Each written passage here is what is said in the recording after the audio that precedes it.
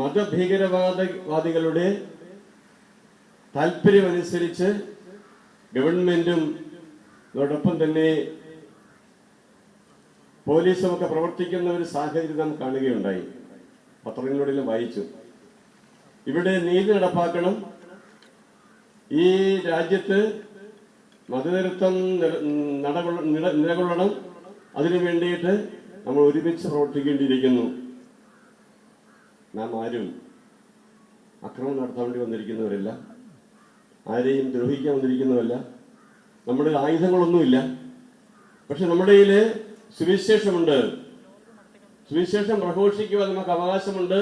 നമ്മളത് ചെയ്യും, എവിടെയായിരുന്നാലും ചെയ്യും. കാരണം ഭരണഘടന നമുക്കതിനുള്ള അവകാശം തരുന്നുണ്ട്. നമ്മുടെ ദൗത്യമാണ് ക്രൈസ്തവരെന്ന നിലയിൽ നമുക്ക് ലഭിച്ച ആ സുവിശേഷ സന്ദേശം ലോകമെങ്ങും പ്രഘോഷിക്കുവാനുള്ള ഉത്തരവാദിത്വം നമുക്കുണ്ട്. അത് പുരോഹിതരാണെങ്കിലും സമർപ്പിതരാണെങ്കിലും ആത്മായ സഹോദരങ്ങളാണെങ്കിലും ഉത്തരവാദിത്വമുണ്ട്. ഇവിടെ വന്നിരിക്കുന്നവരാരും വേറെ ജോലിയില്ല വന്നിരിക്കുന്നവരല്ല. എല്ലാവർക്കും ജോലിയുണ്ട്, എല്ലാവർക്കും ഒത്തിരിയേറെ ഉത്തരവാദിത്വമുള്ളവരാണ്. പക്ഷേ ദൈവം നൽകുന്ന ഉത്തരവാദിത്വം നിറവേറ്റുന്ന ആ താല്പര്യത്തോടെ വന്നിരിക്കുന്നവരാണ്. ഈ സമയത്ത് ഇത്രയും പേര് വന്നു എന്നുള്ളത് ഏറെ അഭിമാനകരമാണ്. നമ്മുടെ വിശ്വാസം സംരക്ഷിക്കുവാൻ വേണ്ടിയിട്ട് ഏതറ്റം വരെയും പോകുവാൻ നാം തയ്യാറാണ്. ജയിലിൽ പോകാൻ കുഴപ്പമില്ല. കാരണം നമ്മുടെ വിശ്വാസം എന്നുള്ളത് വലിയ അമൂല്യമായ സമ്പത്താണ്. നമുക്ക് ആയുധങ്ങളൊന്നുമില്ല, ആത്മീയ ആയുധങ്ങളെ നമുക്കുള്ളൂ. സുവിശേഷം നമ്മുടെ ആത്മീയ ആയുധമാണ്.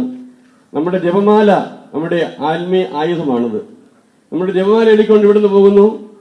നമ്മുടെ സുവിശേഷം പ്രഘോഷിക്കുവാൻ നമ്മളെല്ലാവരും തയ്യാറാണ്. നമ്മുടെ ഈ കൊടിയൂർ തന്നെ നമ്മുടെ സുവിശേഷത്തിന്റെ പ്രഘോഷണത്തിന്റെ ഒരു പ്രതീകമാണ്. ഇത്രയും വൈദികരും സിസ്റ്റേഴ്സും ആത്മായ സഹോദരങ്ങളും വന്നിരിക്കുന്നത് എന്തെങ്കിലും അവർക്ക് ലഭിക്കാൻ വേണ്ടിയല്ല, പക്ഷേ ദൈവം നൽകിയ ദൗത്യം നിറവേറ്റാൻ വേണ്ടിയാണ്. ഭാരതം ഒരു മതേതര രാഷ്ട്രമാണ്. 7 പതിറ്റാണ്ട് കാലം ഇത് നല്ല രീതിയിൽ പ്രവർത്തിച്ച ഈ മതേതരത്വം ഇന്ന് നഷ്ടപ്പെടുന്നുണ്ടെങ്കിൽ അതിന്റെ കാരണക്കാരൊക്കെയാണ് നാം ചിന്തിക്കണം.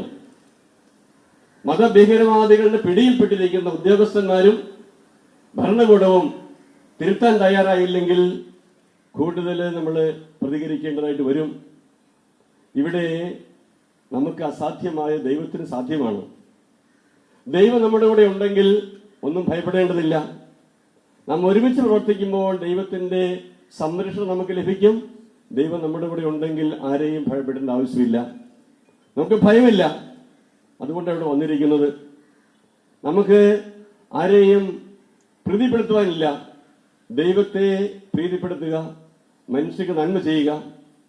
ഈ സഹോദരിമാര് ദരിദ്രരെ സഹായിക്കുന്നു, രോഗികളെ സഹായിക്കുന്നു, ആലംബഹീനരെയും അനാഥരെയും ഒക്കെ സംരക്ഷിക്കുന്നു. അതാണ് ഈ തെറ്റ്.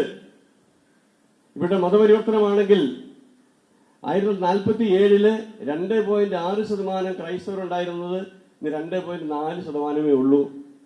അപ്പോൾ ഇതെല്ലാം മതപരിവർത്തനമായിരുന്നെങ്കിൽ ഇവിടെ പണ്ടേ രാജ്യം മുഴുവനും ക്രൈസ്തവരാകേണ്ടിയിരുന്നു.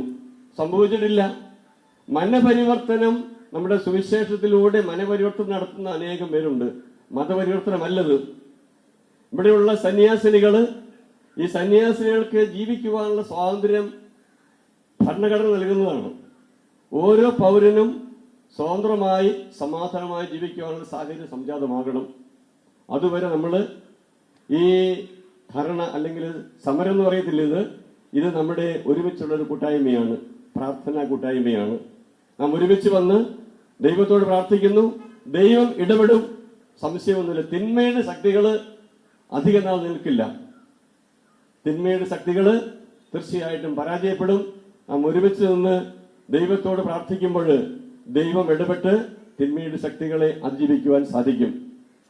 ഈ സാഹചര്യത്തിൽ നമുക്ക് പറയാനുള്ളത്, ഈ 2 സഹോദരിമാരെ ജാമ്യം കൊടുക്കുക മാത്രമല്ല, അവരുടെ കേസ് പിൻവലിക്കുകയും സ്വതന്ത്രമായിട്ട് ഈ നാട്ടില് ഏത് മതത്തിൽപ്പെട്ടവരാണെങ്കിലും അവരുടെ മതത്തിൽ വിശ്വസിക്കുവാനും അത് പ്രഘോഷിക്കുവാനും അതിന് അനുകൂലമായ സാഹചര്യങ്ങൾ ഒരുക്കുവാൻ എല്ലാ ഗവൺമെന്റുകൾക്കും ഉത്തരവാദിത്വമുണ്ട്. അത് ചെയ്യുന്നില്ലെങ്കിൽ അതിന്റെ ഫലങ്ങൾ അവരനുഭവിക്കേണ്ടി വരും.